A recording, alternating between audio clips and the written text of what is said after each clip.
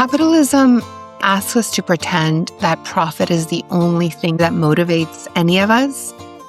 The love of money is the root of all evil. And if you look at almost every ecological disaster, almost always is because someone didn't take responsibility to clean up the mess that they made.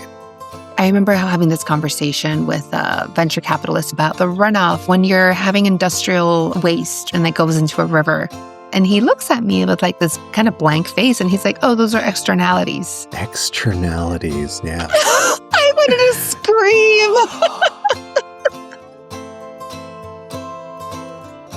scream. Welcome to a brand new season of Quakers Today.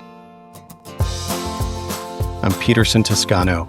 And I'm Diana Yañez. For the past 5 seasons, we've explored the intersections of faith, justice, and daily life. But this season, we're going somewhere many of us, including Quakers, find a bit uncomfortable. We're going into the wallet. This season, Peterson and I are partnering to look at Quakers and money, not just as a matter of personal math, but as a spiritual practice and a communal responsibility. For this series, we'll look at how we manage our own lives, as well as how our meetings, churches, and nonprofits navigate the dissonance of living within a capitalist system. This is Season 6, Episode 1 of the Quakers Today podcast, a project of Friends Publishing Corporation. This season of Quakers Today is sponsored by Friends Fiduciary and the American Friends Service Committee. We're calling this episode The Priesthood of All Believers Economics. You will hear a little bit about our own history with money, along with the 4 major themes we will explore this season. You will also hear from some of the guests who appear in future episodes. And we want you in on this conversation. So if you have a question about money, whether it's a deep spiritual query or a practical hurdle, email us, podcast@friendsjournal.org, or leave a voicemail at 317-QUAKERS. I'll have all these details and our show notes over at quakerstoday.org.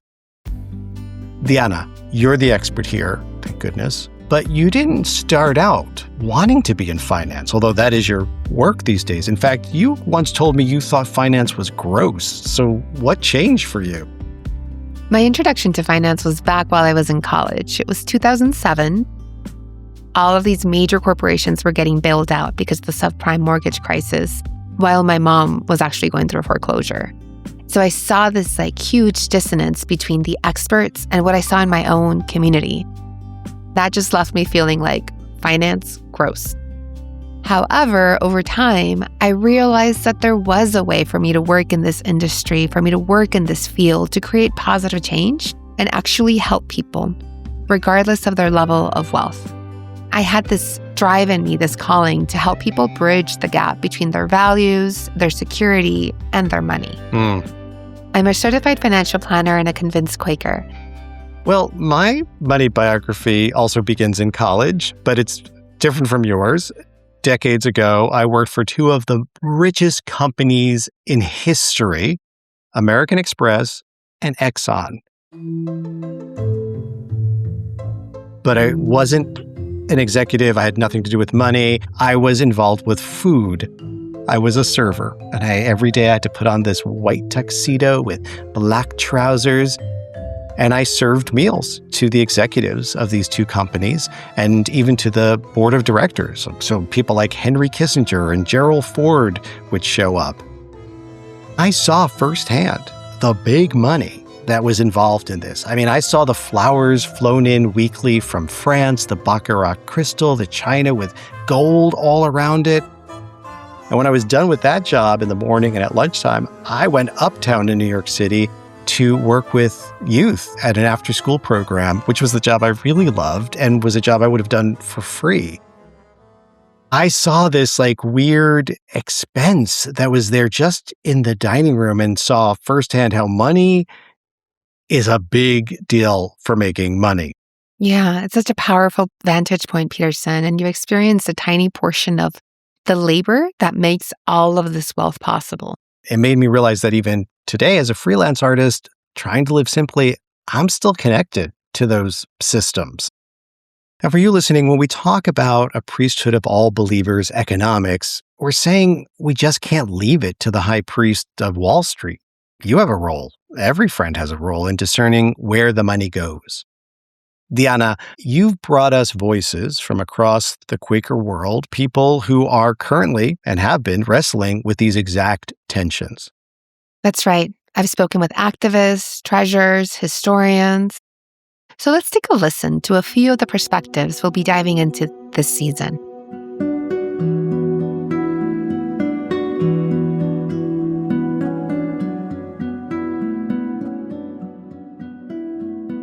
Part of the conversations I have with companies is not only representing Quaker values, but also the business case for the Quaker values. While I'm highlighting on diversity conversations, it's important to us. Equality is important. Having everyone represented is important. But also there's studies that show financial performance of more diverse boards financially perform better.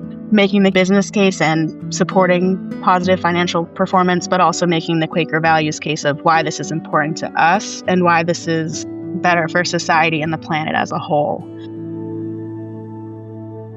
One of our basic beliefs was that no one should ever have to go into debt to keep on learning.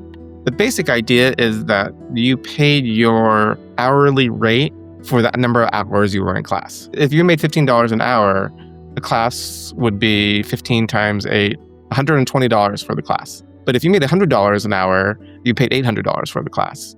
In terms of pricing strategy, it's really effective. There's a phrase that's price is an indication of quality. For me, pricing was an indication of our values. If I was saying anyone can come, that meant anyone could come. We were like, we need to renovate our meeting house. There was a lot of concern about how much it would cost. The trustees were like, we have a $4 million unrestricted reserve over here. We can just pay for it out of that. For many people, that was the first time we're like, we have wealth. We have this money, so we did do that. But we also were like, we have this resource. We should do an investigation of where it came from, but also we should think about it as a spiritual resource.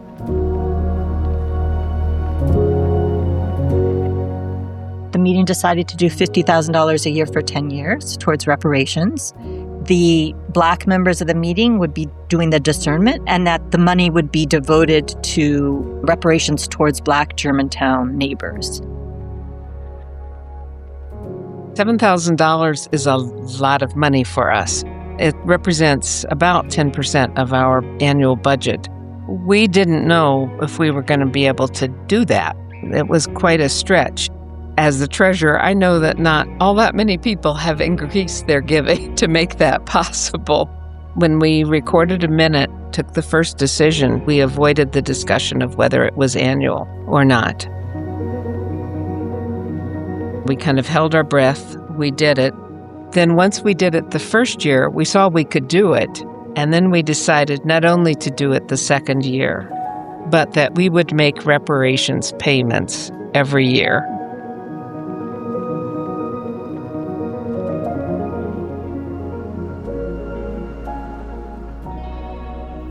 I think the first time I realized the emotional hold that money had on me, my father had remarried after my mother died. My father and stepmother were on an airplane that crashed in the ocean. Everyone died. The co-pilot had locked the pilot out of the cabin and had intentionally crashed the plane in the ocean.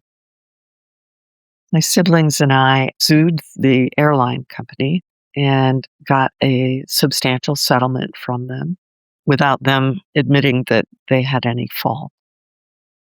That money, it represented my father to me. It took a long time for me to let go of that sense. But after all the work I'd done, I was able to just say clearly that it's money, but it's not money that represents my father. It's not my father. My father was the person who was never late for work, never late for dinner, never took even a pencil from his work, lived by his ethics. My ethics did not include needing to hold on to that money any longer. Releasing it feels good.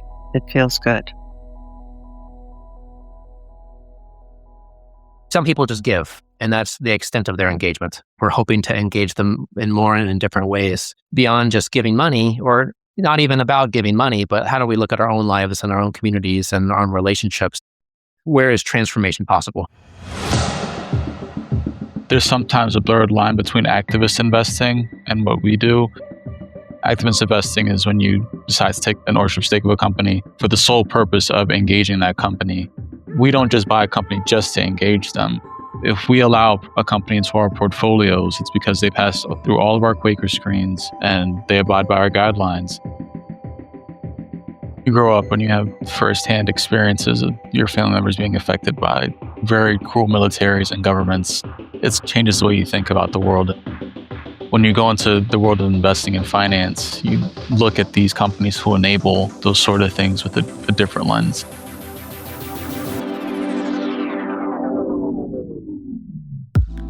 There's a quote from F. Scott Fitzgerald. He says, "The test of a first-rate intelligence is the ability to hold two opposing ideas in mind at the same time and still retain the ability to function."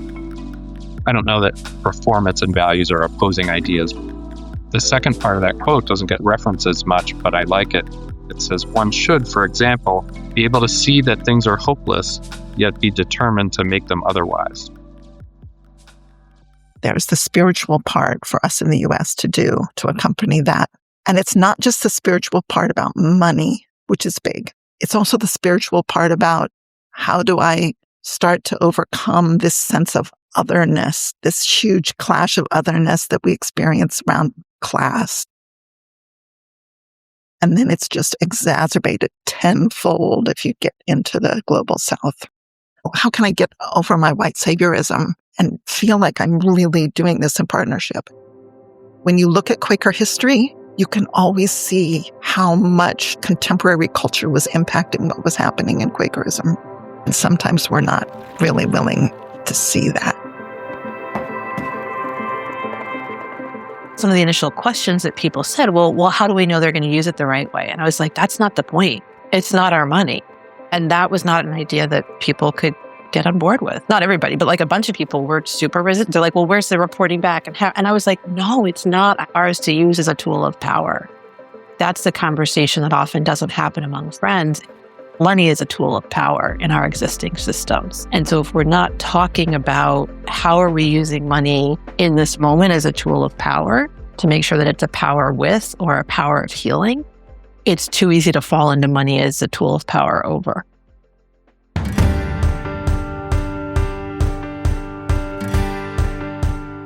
You just heard Amy Carr from Friends Fiduciary, Douglas Soy from the Jubilee Fund, Lucy Duncan from Green Street Meeting and Reparations Works, Susan Waltz, Fran Broca, Nathan Klaben from Right Sharing of World Resources, Rich Kent and Angu from Friends Fiduciary, Tracy Jout Sullivan from Right Sharing of World Resources, and Lisa Graustein. So over the next 5 episodes, they'll be joining us to talk about everything from reparations to how a meeting's investment portfolio can actually promote peace. In each episode of this series, Quakers and Money, we're going to look at a resource from the Friends Journal archives. Diana, you picked one out for us today. I did. It's from October 2012 issue, Wall Street, Main Street, and Meeting House Road. Even back then, friends were asking, how do we stay honest in a system that often rewards the opposite? It reminds us that our struggle with integrity and capitalism isn't new. It's a perennial Quaker query. We also like to offer a recommendation. So for those listening who want to take a step toward that integrity today, what's a tool you recommend? I highly recommend the website investyourvalues.org. It's run by the nonprofit As You Sow. And you can go into that website and type in the name of a mutual fund, anything that you might hold in your retirement plan, and it'll show you exactly what's inside of that mutual fund or ETF, whether that's fossil fuels, weapons, private prisons, companies with poor gender equality. It's a great tool for individuals, but it's especially powerful for meeting treasurers who want to make sure the meeting's house is in order. We have links to the Friends Journal article and the Invest Your Values website on our website. Visit quakerstoday.org. Before we go, a quick reminder. Diana and I are here to explore the spiritual and systemic side of finance. We are not your stockbrokers or tax accountants, especially me. Please don't trust me with your money. This show is for educational and exploratory purposes, not specific financial or investment advice. However, we do want to help you explore, so send us those questions, whether you're wondering how to talk to your meeting about reparations or how to align your small business with a testimony of integrity. And remember, whatever we discuss on the show is not investment advice. Season 6 of Quakers Today is sponsored by the American Friends Service Committee. The American Friends Service Committee works at the forefront of social change to meet urgent needs, challenge injustice, and build peace. Learn about their many initiatives and actions at afsc.org. Season 6 of Quakers Today is sponsored by Friends Fiduciary. Friends Fiduciary unites Quaker values with expert investing. They serve more than 460 organizations with ethical portfolios, shareholder advocacy, and a deep commitment to justice and sustainability. Friends Fiduciary blends Quaker values with smart, mission-driven investing. Learn more at friendsfiduciary.org.